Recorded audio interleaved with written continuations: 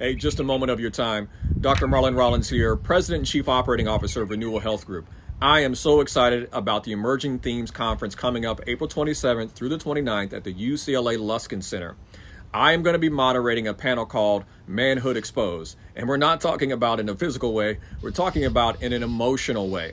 It's no mystery that men are really struggling nowadays. So we brought together an expert panel of men to have this conversation in the healing profession. We have Miguel Rivera, who was involved early on in the men's movement.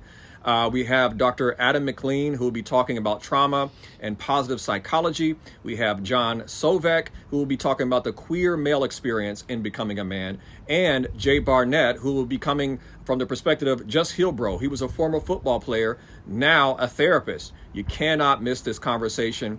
Really excited. If you're helping men or you have men in your life, you've got to be a part of this. Hope to see you there. Thank you so much.